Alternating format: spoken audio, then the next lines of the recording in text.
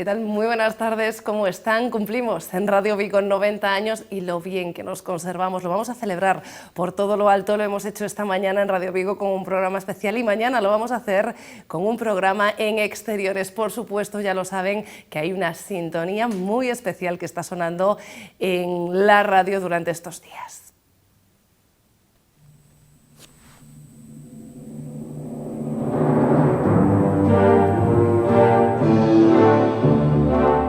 Reconoce la sintonía, sí, el intermedio de La leyenda del beso de Reveriano Soutullo. Así abría sus emisiones hace 90 años. 90, Radio Vigo.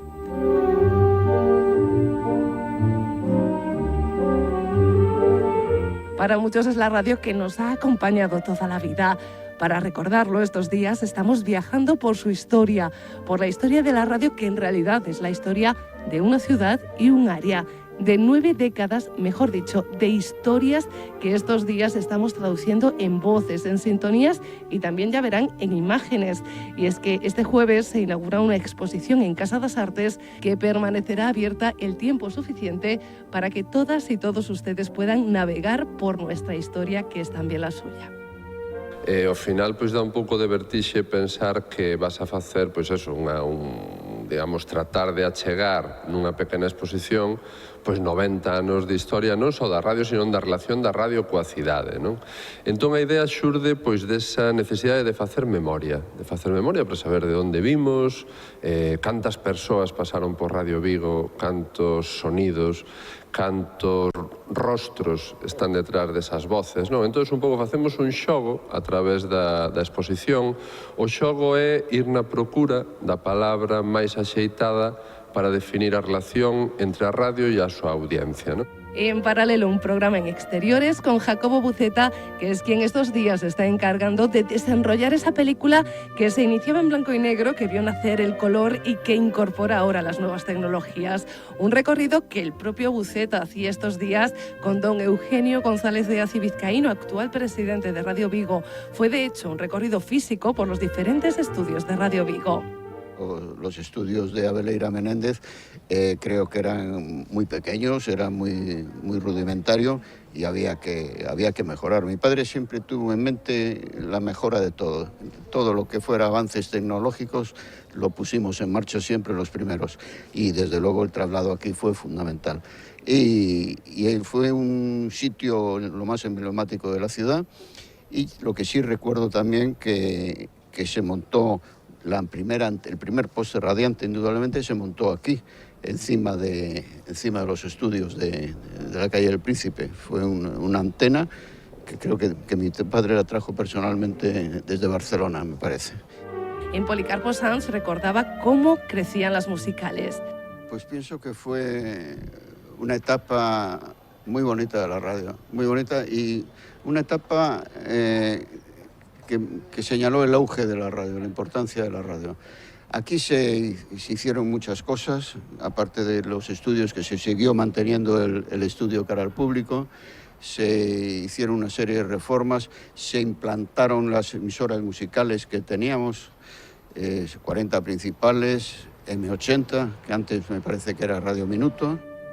Y desde entonces solo hemos seguido creciendo, siempre con ustedes. Ahora en Arenal esperamos seguir haciéndolo otros 90 años más.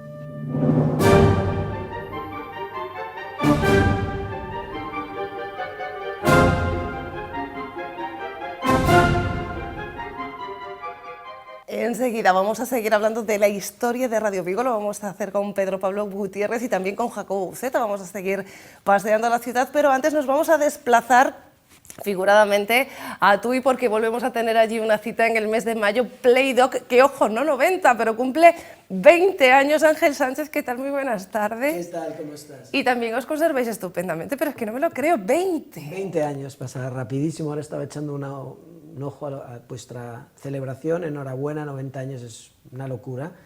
Y ahí pues el tiempo pasa, 20 años de este loco proyecto de organizar un festival de cine con una propuesta bastante original y lo que, insisto, al inicio parecía un proyecto abocado, no al fracaso, pero demasiado peculiar y ambicioso, pues ha durado como poco 20 años, ¿no? Y esto lo queremos celebrar. Claro. En vuestro caso, además, también 20 años mirando la realidad, una realidad mucho más global que la nuestra, pero al final es eso, esos son los documentales. Sí, sí, nosotros, bueno, el tiempo ha ido cambiando y nosotros nos hemos ido transformando con el tiempo, pero sí que es cierto que el cine de lo real es como algo que define a este festival. Sí es cierto que los géneros ahora ya están absolutamente mezclados, ¿no? Se mezcla ficción con realidad, la telerrealidad se utiliza mucho en los medios como la televisión, entonces ya digamos que el género propiamente documental ya es algo que de alguna manera te limitaría mucho y por eso somos un festival de cine, por decirlo de una manera más global, porque tratamos proyectos y películas y propuestas muy diversas. Ángel, y con grandes cineastas en la sección competitiva, además. Sí, sí, sí, la verdad es que tenemos, desde hace unos años venimos como siendo un lugar de referencia para la cinefilia internacional. Nos han pasado por el festival grandes nombres como Altavaz Pelecian, Albert Meisels, Charles Burnett, Betty Gordon.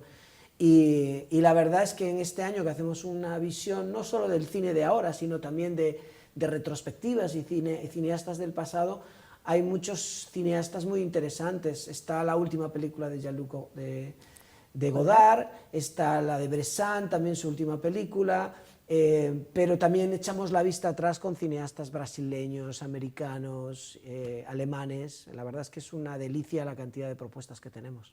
Propuestas para aquellos que simplemente quieran ir a ver cine, pero también para quienes quieran ir a aprender, porque de nuevo vamos a tener, por ejemplo, seminarios y otro tipo de protestas, sí, bueno, protestas también, si quieren vayan a protestar, de propuestas para aquellos amantes de verdad del cine, ¿no? Sí, la idea es que el festival propone una programación muy diversa, no solo en las propias películas. Este año además jugamos con la ficción, con un director que se llama William Friedkin, que muchos conoceréis por su película El Exorcista, y además vamos a hacer una proyección bastante especial de esa película en un lugar poco habitual, y además pues es pura ficción, pero en el festival encuentras pues ese cine brasileño que hablan de, a lo mejor del inicio de la samba o de movimientos sociales claves como pueden ser la lucha contra la dictadura en Brasil, la lucha contra la dictadura en Portugal también. O sea, hay como un cine político, pero también un cine social, un cine que también muestra las otras formas de expresión, y tenemos, como dices, un montón de actividades paralelas, seminarios, talleres, rutas por la ciudad, en la que descubrir la ciudad de una manera diferente, con instalaciones de videoartistas, conciertos en directo. Hay un programa para todos los públicos en Playdoc, la verdad. Iba a pasar ahora a la música, pero me quiero parar a algo que habías dicho ahí atrás. Peli de miedo en un lugar poco habitual, desarróllame esto. Sí, bueno, este año William Friedkin, que seguro que lo conocéis por El Exorcista, pero hay otra peli mítica que se llama French Connection. Lo que queremos es rescatar este cineasta que murió en 2023 y una de sus películas emblemáticas es El Exorcista y la vamos a proyectar en una iglesia. Dentro de una iglesia queremos buscar una experiencia diferente sobre que la cinta irá? Sobre una peli mítica. Y sí, la gente irá. Es una peli que No, decía la cinta. Si avanzaría la cinta, era un chiste. No, entendí la gente, perdón. Puede pasar cualquier cosa, evidentemente, pero más allá de la provocación o la anécdota, la peli es profundamente respetuosa con, digamos, la postura de la iglesia, ¿no? La película, de alguna manera, el protagonista, más allá de la niña, es el padre Carras, ¿no? Que de alguna manera sufre una crisis de fe y es el diablo, el mal, el que lo reta para tal. Y todos conocemos el final, no hago spoiler, pero el padre Carras se sacrifica por esa niña y sobre todo para acabar venciendo al mal, ¿no? Música. Efectivamente es un festival que lo tiene todo como para estar esos 3 días, que por cierto no hemos dado fechas, del 2 al 5 de mayo. Del 1 al 5 de mayo. Del 1 esta vez, cada vez, bueno, claro, cada vez más tiempo. Sí, arrancamos el miércoles 1 de mayo, que es un día festivo, con una cosa muy peculiar, que es el concierto de Víctor Coyote y Javi Álvarez, que lo que hacen es mezclamos cine y música, y ellos recuperan una peli mítica de los años 80 en España que se llamaba El Crack, que es la primera película en la que Alfredo Landa hacía su primer papel dramático. Antes era cine de comedia y de destape, pero hace un buen papel como policía en esa película, y lo que hace Víctor Coyote es ponerle música a esa película, la reinterpreta, la reestructura, y va a haber un concierto súper especial en el que mezclará pues cine con música en directo. Cuéntame, después de 20 años, ¿cómo se comporta esa pequeña ciudad que en principio os acogía? Un poco, yo no sé cómo decir, dudando de qué iban a hacer aquellos jóvenes que, siendo tudenses, porque tú eres tudense, Ángel, llegaban de fuera con muchas ganas de ponerlo todos patas para arriba, trayendo gente de todas partes del mundo, hablando de cine, y que de repente hacéis que TUI salga en todas partes, pues eso, poniendo el cine por bandera. Pues yo creo que con generosidad, una de las cosas que define al festival es el lugar donde se celebra. O sea, esa idea de pequeña ciudad hermosa, a escala humana, de dimensiones, digamos, agradables, hace que el festival también tenga esa propuesta, ¿no? De hacer una selección muy curada, muy especial de películas muy interesantes, pero también a una escala humana, ¿no? En el que tú te puedas encontrar por la calle con el cineasta que viene de Estados Unidos o de Alemania o lo que sea, tomarte una caña, comentar las películas que has visto o celebrar un poco las actividades esas que suceden más allá de la sala de cine, ¿no? Y la ciudad nos acoge, pues te sorprenderías. Tendemos un poco a veces, desde la gente que programamos cultura, a subestimar un poco al espectador, y el espectador es muy inteligente y muy exigente, y entonces, aunque nuestras propuestas sean de cine clásico, cine contemporáneo y tal, pues la respuesta es maravillosa, y TUI nos acoge de manera espectacular. ¿Abonos, entradas? ¿En qué taquilla podemos acudir? Vale, nosotros tenemos una página que es www.play-doc.com, y ahí ya hay hay un programa de horarios, pone programa por días, y allí ya puedes acceder a las sesiones que te interesen, además de toda la información sobre esas sesiones. En algunos casos recomendamos una entrada anticipada, llámese esa proyección del Exorcista en ese lugar especial, llámese la ruta de cineastas que hacemos por tal, o alguno de los conciertos. Pero si no quieren comprar entrada anticipada, visitan el Teatro Municipal de Tui a partir del 1 de mayo, miércoles festivo, hasta el domingo 5, y allí en las taquillas pueden coger entradas en persona. O sea, tenemos aforos grandes y no suele haber problema. Ángel Sánchez, director de Playdoc, nos vemos en el entorno del área panorámica del 1 al 5 de mayo. Claro. Gracias. Muy amables, gracias. Nos vamos a repasar la historia de Radio Vigo.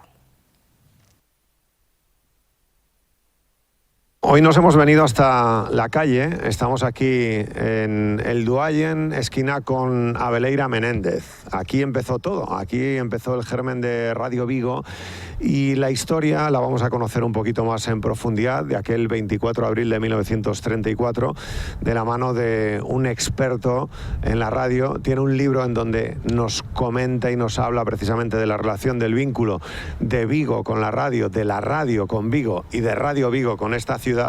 Así que vamos a hacer un pequeño paseo sonoro y también en Televigo de la mano de Pedro Pablo Gutiérrez. ¿Qué tal? Muy buenas tardes. Hola, buenas tardes. Bueno, pues periodista, publicista, doctor en ciencias de la información, una persona tan ligada a la docencia y una persona con la pasión por la radio, también por Montera, Pedro Pablo.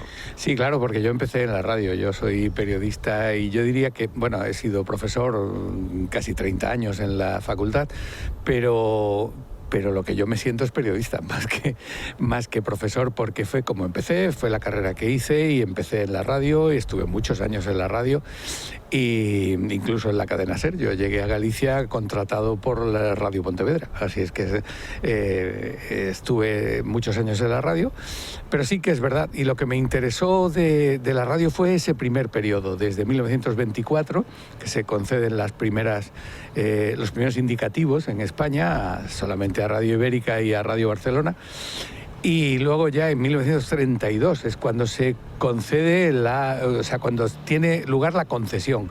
El inicio de las emisiones es el que es en 1934. Estamos aquí muy cerquita viendo este edificio de la Rúa Abeleira Menéndez, que aquí empezó todo, aquí empezó Radio Vigo, Pedro Pablo. Efectivamente, los primeros que obtuvieron la concesión fueron Santiago Montenegro y Emilio Torrado. Emilio Torrado hacía las veces de locutor y Santiago Montenegro más o menos de empresario, ¿no? Pero vamos, estaban los dos a todo lo que fuera necesario hacer, y en aquel entonces pasaba lo que hoy pasa con la FM, es decir, hace falta altura y ausencia de obstáculos para llegar al mayor número de viviendas posibles. Este edificio era el más alto en aquel entonces, y entonces pues la sexta planta, a la que jamás me dejaron subir, lo intenté por activa y por pasiva, ya podéis ver que la puerta está tapiada, pero allí arriba fue donde tuvieron lugar los primeros estudios, y cuando don Eugenio González de Az lo compró en el 39, siguió aquí todavía. De hecho, la primera antena que te contaba antes a micrófono cerrado iba desde ahí hasta el otro lado de la calle. Era una antena de 10 o 12 metros de longitud. O sea que una antena, claro, aprovechando también la altura del edificio, la altura de esta calle. Abeleira Menéndez es el primer edificio. La gente que pase estos días por el Duayen o por Abeleira Menéndez, ahí está justo este primer edificio. Te habrá dado mucha pena no poder haber entrado, ¿no? Bueno, sí, lo que pasa es que parece ser que es peligroso. Sí, no. Es que tampoco pasa nada, ¿no?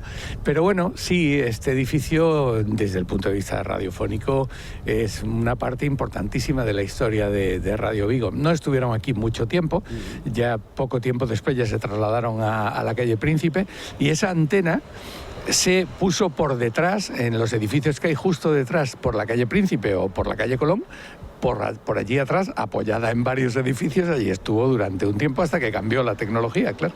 La tecnología que es importante. De todas formas, eran unos estudios, unos aparatos, para empezar, lo que podía tener a lo mejor una emisora, como era por aquel entonces EAJ42. Bueno, y unos años durísimos. De hecho, emprender cualquier investigación en la que hay por medio una guerra es complicadísimo, porque la gente durante la guerra quema, destruye documentos que no tienen nada que ver, que no le van a crear ningún problema, pero ellos no lo saben, y lo que no quieren es tener problemas con nadie, ¿no? Entonces, el que hubiese por medio una guerra determinó prácticamente todo, es decir, las concesiones a las provincias fueron en el 32, y el inicio de emisiones en casi todas partes en el 34, y casi todas las emisoras se vendieron en el 39. ¿Por qué? Pues porque los que las habían comprado casi se arruinan con ellas, ¿no? La guerra les bloqueó mucho, pero también lo que hizo don Eugenio González de Az, comprarlo en el 39, pues cuando no había aparatos, cuando la gente estaba con cartillas de racionamiento y no pensaba comprarse un aparato de radio. Había que ser un visionario, había que tener una visión de futuro realmente formidable, ¿no? Como la tuvo don José Hermida en Pontevedra. Sí, también en el 39 se hizo con la emisora, pero eran modelos distintos. Don José Hermida era un técnico de radio, conocía muy bien la radio, y de hecho yo trabajé en Radio Pontevedra y toda la técnica la llevaba él personalmente, mientras que don Eugenio González de Az era un hombre de negocios, un visionario que fue capaz de ver entonces, cuando era una ruina, que aquello sería una mina, ¿no? Y como lo fue.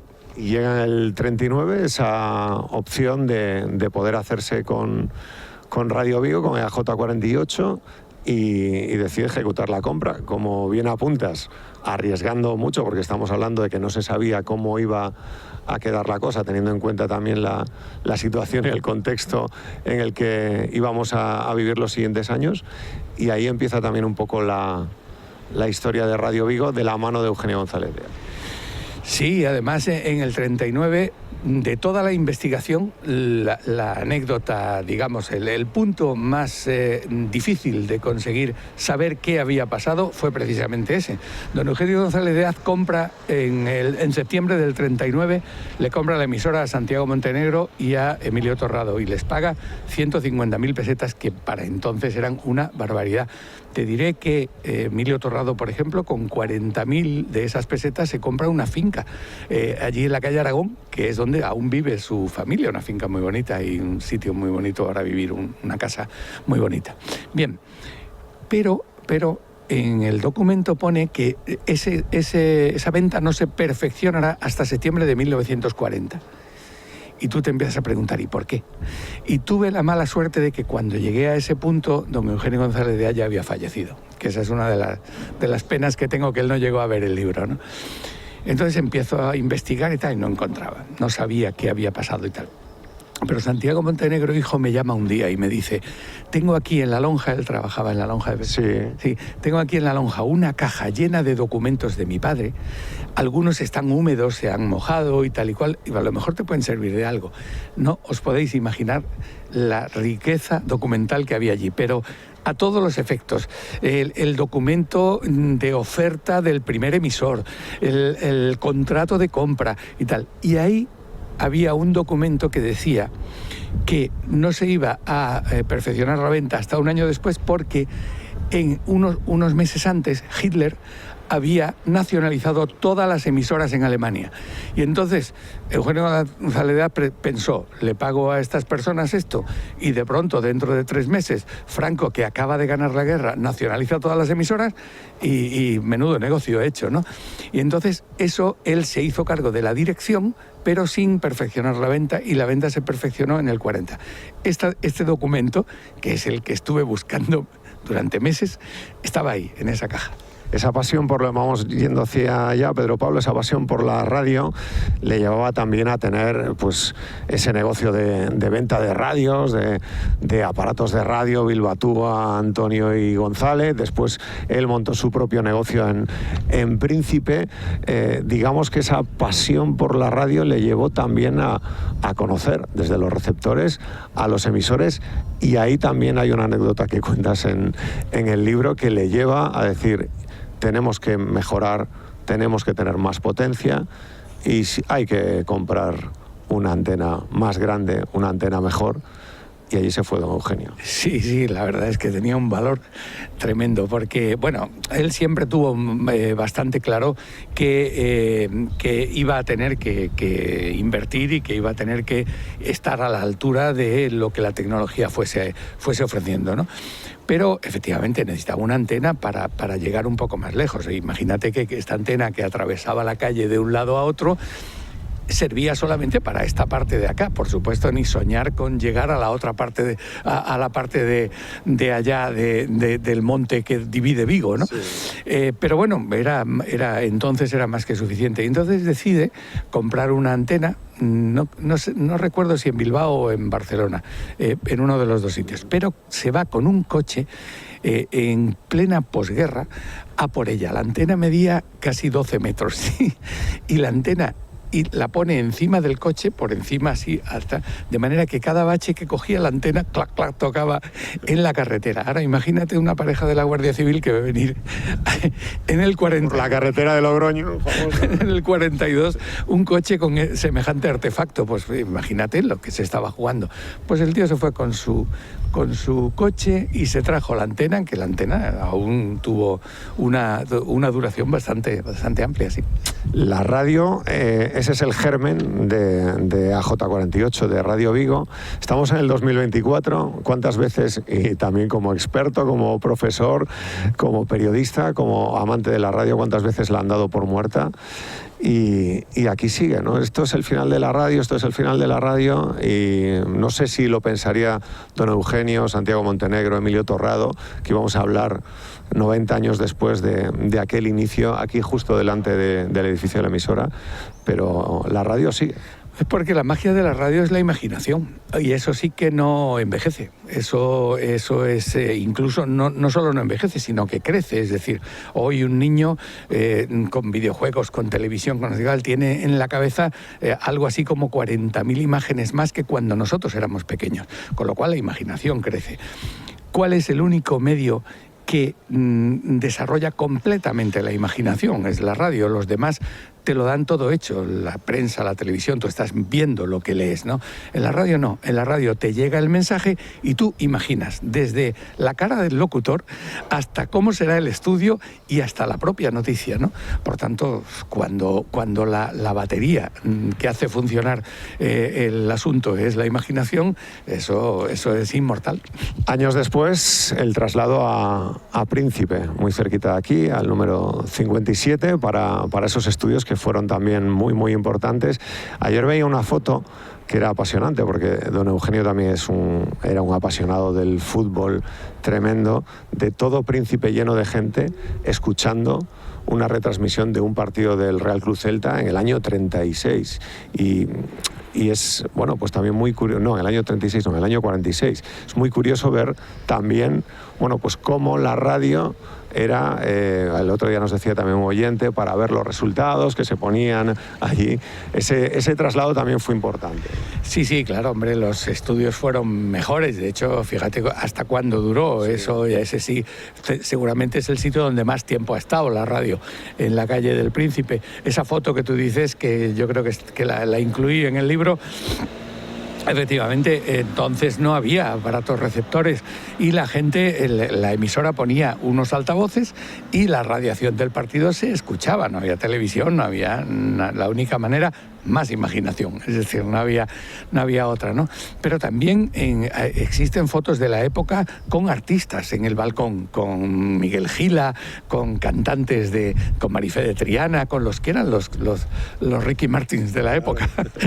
y entonces, pues claro, la radio tenía un protagonismo tremendo en la vida de la gente, ¿no?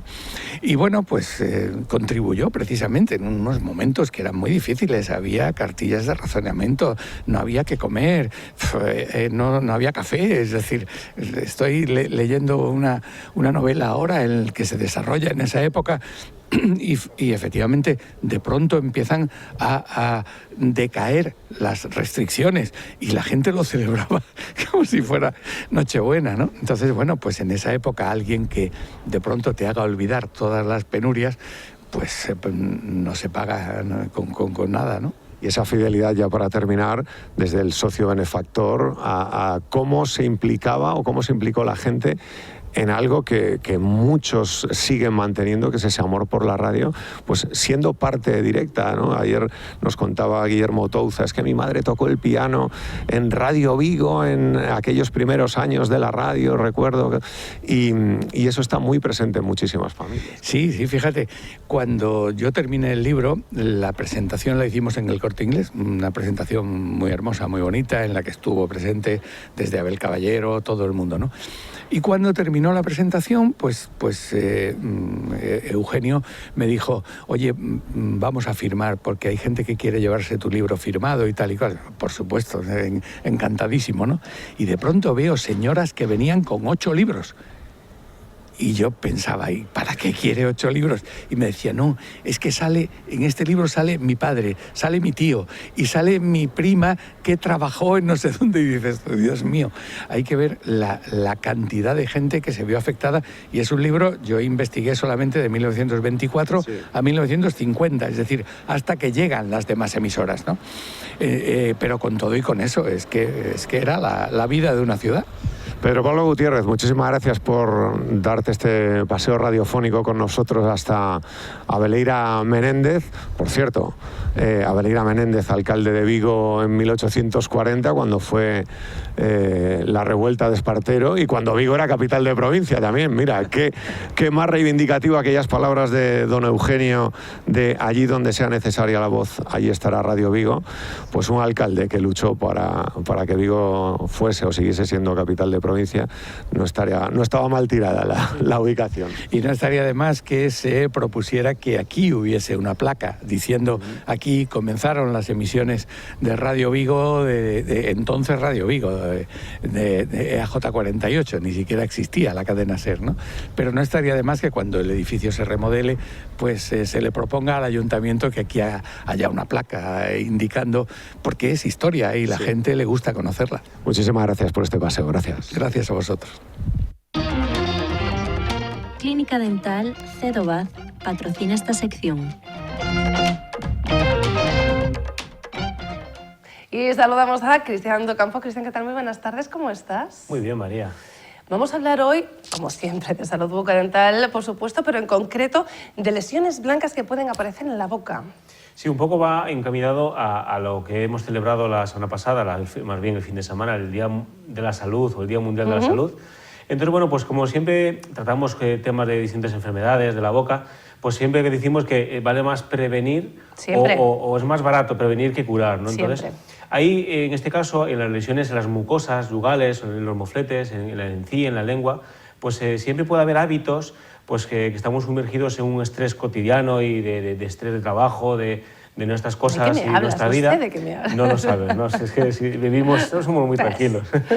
Pues el estrés, muchas veces los pacientes pues tienen unos hábitos que en este caso pues se trae una imagen de una mucosa yugal de mordisqueada. Hay muchos pacientes que, bueno, pues por ejemplo, esa imagen que aparentemente pues, puede alertarnos de tener algo malo, pero es una mucosa, el moflete, mordisqueado por bueno, pues a lo mejor pues, la causa principal pues, puede ser pues, coronas o dientes que están fracturados, que tengan algo cortante, unas cúspides, unas puntas que puedan cortar y pueden mordisquear, pero bueno, muchas veces el paciente lo hace porque está estresado y bueno, pues tiene una vía de escape y en vez de pues, comer las uñas o tener otro tipo de tic nervioso, pues mordisquea.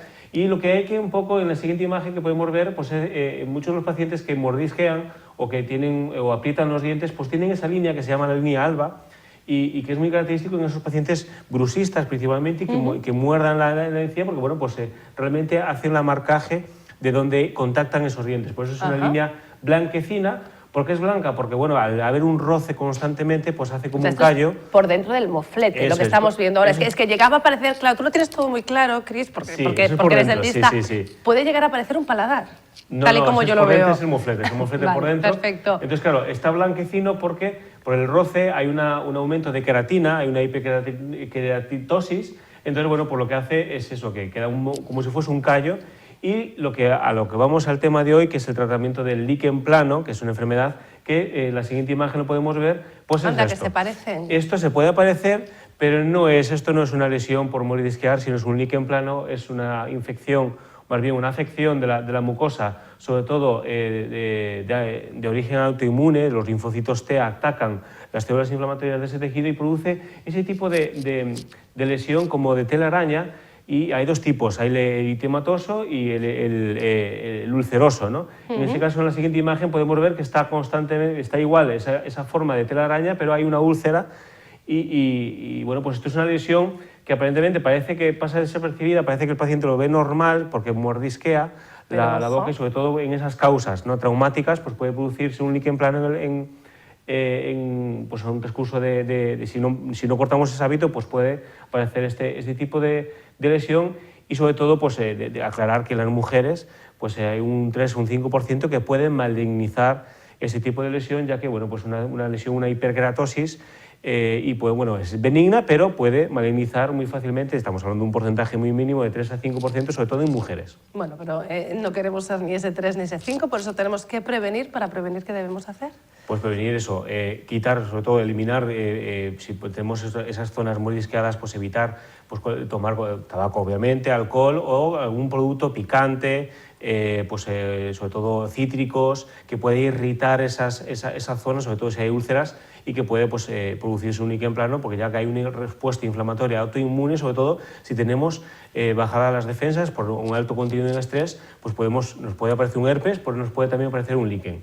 Tratamiento, pues ahí es donde está el quid de la cuestión, ¿no? El tratamiento de los médicos, sobre todo los dermatólogos, aconsejan corticoides. Pero yo tengo una máquina, el láser de diodo, que lo que hace lo aplicamos en esas áreas y es que es mágico, ¿no? Porque el láser, al no tiene dolor el paciente, lo aplicamos, desaparece a los 3 días y tarda en aparecer, porque el líquen plano puede aparecer en el resto del cuerpo, ¿no? Pero en la mucosa pues suele, pues bueno, en estadios de estrés, pues vuelve a aparecer. No es una enfermedad que tiene cura, que puede aparecer constantemente, pero donde apliquemos el láser tarda más en aparecer en esas zonas. Entonces, bueno, pues el láser pues ayuda, sobre todo pues en esa bioestimulación del tejido, pues ralentizar la aparición de un nuevo, o en ese sitio, pues otra vez el líquen plano. Entonces, bueno, pues el láser funciona muy bien. ¿Y podemos llegar a evitar los corticoides? Que dentro de que son necesarios, cuando por supuesto el médico nos lo receta, sabemos que también tiene muchos efectos secundarios. Claro, todo dependerá un poco de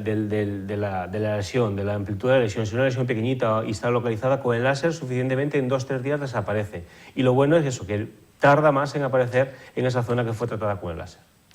Bueno, pues ya lo saben ustedes, aquí hablamos de salud bucodental cada miércoles y lo hacemos siempre con Cristian Docampo. Cris, hasta el próximo miércoles. Nos vemos el miércoles que viene. Y nada, a ver si traigo fotos más agradables, pero bueno, que tratamos a veces de medicina oral y bueno, siempre puede haber alguna foto que pueda ser sensible a los Te que nos invito ven. a que veas nuestra sección veterinaria, que cosas más raras y más desagradables hemos visto para prevenir, para hablar de salud. A veces tenemos que ver también las enfermedades, es necesario. Muchísimas Pues gracias. nada, como pues nos vemos el siempre. miércoles. Y a ustedes les veo mañana a la misma hora, entre las 2:30 y las 3. Un beso.